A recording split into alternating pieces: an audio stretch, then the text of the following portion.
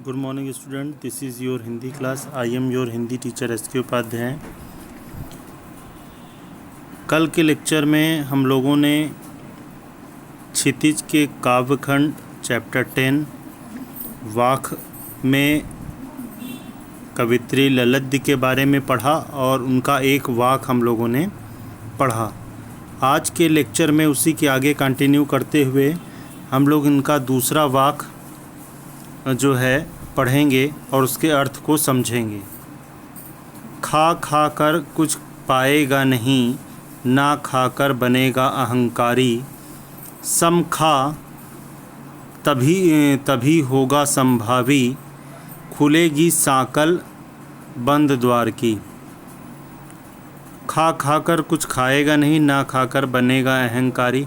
अच्छा, हर वाक में कवित्री कुछ अलग अलग बातें बताती हैं। सभी वाक में कवित्री एक ही बातों को नहीं बताती हैं। इसमें कवित्री का क्या कहना है? इन पंक्तियों में कवित्री ने धार्मिक रूढ़ियाँ, हर धर्म की जो रूढ़ियाँ हैं जो कि समाज के लोगों को में भेदभाव पैदा करती हैं और बाह्य आडंबर और मतलब बाहरी दिखावा है, कवित्री का कहना है कि उससे ऊपर उठकर सबको एक समान समझते हुए सबके प्रति समानता का भाव और अहंकार को त्याग कर सरलता अपनाने की बात कही है इस वाक में। अब इन पंक्तियों के अर्थ को समझते हुए इसकी व्याख्या समझें। मानव मात्र को संबोधित करते हुए कवित्री कहती हैं कि ईश्वर की आराधना की अवस्था में मनुष्य को अपना सब कुछ समर्पित करना होता है। यानी अगर आप ईश्वर को प्राप्त करना चाहते हैं तो आपको यानी मनुष्य को सब कुछ ईश्वर को समर्पित करना होता है। अतः ऐसा प्रतीत होता है, ऐसा मालूम होता है कि जैसे कुछ प्राप्त ही नहीं हुआ है।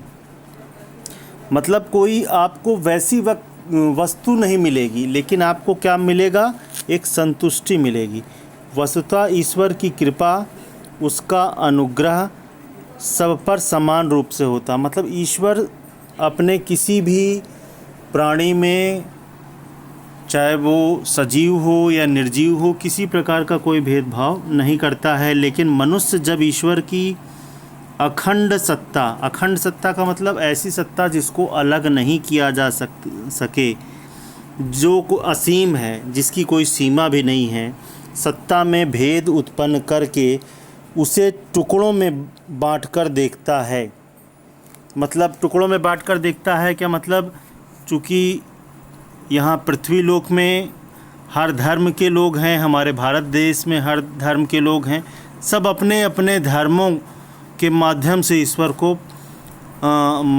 ईश्वर को प्राप्त करना चाहता है। तो वही यहाँ कवित्री कहना चाहती हैं कि अखंड सत्ता मतलब ऐसी सत्ता है जिसका अलग किया ही नहीं जा सकता, लेकिन मनुष्य अपने स्वार्थ के लिए उसको टुकड़ों में बांट दिया है। हिंदू हैं, मुस्लिम हैं, सिख हैं, क्रिश्चियंस हैं, है ना, यहूदी हैं, सब लोगों ने अलग अलग रास्ते से उस परम सत्ता को प्राप्त करने को सरल बताया है कि हमारे ओर से अगर चलेंगे तो ईश्वर की प्राप्ति जल्दी हो जाएगी।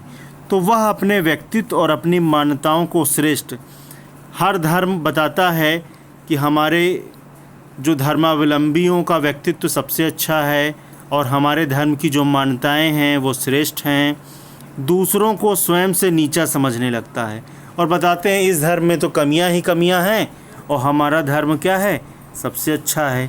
इसलिए कवित्री मनुष्य को श्रेष्ठता के अहंकार से बचते हुए अपने आत्मा और अंतःकरण के विकास की सलाह देती हुई कहती है कि सबको समान समझकर, आडंबरों से ऊपर उठकर, मतलब दिखावा ना करके जो भी है सच्चे मन से करना है, अपने को समभाव पैदा करना है, क्योंकि इससे हृदय विशाल हो जाता है और चित्त क्या हो जाता है? शुद्ध हो जाता है। चेतना जो है विस्तृत हो जाती है या व्यापक हो जाती है। फलता आत्मा के दरवाज़ों पर लगी अज्ञान और अहंकार की जो रूपी सांकल, सांकल का मतलब सकड़ी है, या समझ लीजिए ताला समझ लीजिए, या एक बाधा समझ लीजिए, या जंजीर या कड़ी समझ लीजिए, ढीली पड़ जाती। कैसे ढीली पड़ेगी? जब आत्मा के दरवाज़ों पर लगी अहंकार और अज्ञान की रूपी जो जंजीर है वो ढीली पड़ जाती। कैसे? जब हम अपना हृदय को विशाल कर लेते हैं और अपने मन, चित्त का मतलब मन को शुद्ध कर लेते हैं, और मन मस्तिष्क प्रकाश और ऊर्जा से परिपूर्ण हो जाता है। और हमारा मन मस्तिष्क प्रकाश और ऊर्जा से क्या हो जाता है? परिपूर्ण हो जाता है, मतलब भर जाता है। दूसरे जो है वाक्य में, वाक्य क्या है? आई सीधी राह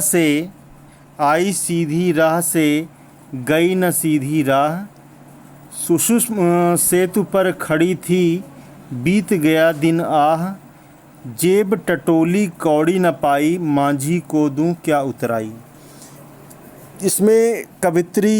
इसमें देखिए दूसरी बात कवित्री ने बताया है। इसमें कवित्री यह बताना चाह रही हैं कि ईश्वर की प्राप्ति का जो मार्ग उसने चुना है, किसने? मनुष्य ने चुना है, वह उपयुक्त नहीं था मतलब सही नहीं था, और ना ही वह सीधे उस रास्ते पर चल पाई। अतः वह कहती हैं कि ईश्वर भक्ति के साधक, मतलब साधक का मतलब जो ईश्वर की भक्ति को प्राप्त करना चाहता है, केवल एक समर्पण ही एक ऐसा मार्ग है। उस रास्ते को क्या बताते हैं? समर्पण, यानी ईश्वर के सामने सब कुछ अपना अर्पण कर देना, सम्मान के साथ अर्पण कर देना, जिससे उस परम पिता को प्राप्त किया जा सके, उस एब्सोल्यूट गॉड को जो पूरे विश्व को चलाता है, उस पूरे संसार को चलाता है, उस परम पिता को प्राप्त किया जा सकता। जो हम लोग जैसे शिव जी हैं और कृष्ण जी हैं, इन सबको मानते हैं तो इनको पर्सनल गॉड के नाम से जाना जाता है। लेकिन जो परम सत्ता है, परम सत्ता यानी ये सब जो शिव जी हैं, कृष्ण जी हैं, रामचंद्र जी हैं, इसी परम सत्ता से निकले हुए हैं और ईश्वर के पैगंबर आए हैं। जब समाज अपने अच्छे मार्गों से विचलित हो जाता है, तब ईश्वर अपने पैगंबर को समाज के लोगों को सही रास्ते पर लाने के लिए फिर से उनको जो है धर्म के सिद्धांतों को बताने के लिए, धर्म और अधर्म में भेद को बताने के लिए इस प्रकार के अवतार के रूप में जन्म लेता है। यानी उसमें वही परम सत्ता का अंश है। तो परम पिता को प्राप्त किया जा सकता है। उसकी दी गई जिंदगी तो सोच विचार और हठ योग में बीत गई। मतलब हम क्या है, कोई भी काम को 10 बार सोचते हैं, विचारते हैं, या हठ योग होता है जो योगी वगैरह के, या किसी बच्चे का हठ योग, उसी प्रकार से हम भी हठ योगी हैं कि हमको ये नहीं करना है, ये करना, ये हमारा हठ है। हठ का मतलब जिद्द है। अंततः जब उस पार उतरने वाली माझी ने मतलब नाविक ने, संसार रूपी समुद्र की बात कर रहा है ये, मतलब कवित्री कह रही हैं, इस संसार रूपी सागर से बेड़ा पार लगाया तो मैं उसके प्रति कृतज्ञता भी ज्ञापित नहीं कर पाई। मतलब उसको एहसान भी उसको सही तरीके से उसका नहीं चुका पाई। इस कृपा के बदले मैं कौड़ी भी उस माझी को नहीं दे पाई। कौड़ी का मतलब कुछ रुपया पैसा, लेकिन वहाँ वो रुपया पैसा, ये इस संसार वाला रुपया पैसा नहीं चलता।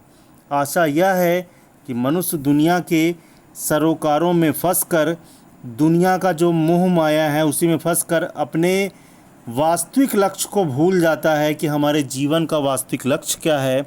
और समय बीत जाने पर, जीवन के अंतिम क्षण में, जब उसे अपने जीवन की व्यर्थता का ज्ञान होता है, तब कुछ भी करने में असमर्थता के कारण उसे बड़ी पीड़ा होती है कि मैंने अपने इतने लंबे जीवन काल में हमने अपने जीवन के अर्थ को नष्ट कर दिया। इसमें कवित्री और कुछ इसमें विशेष बातें बताई हैं।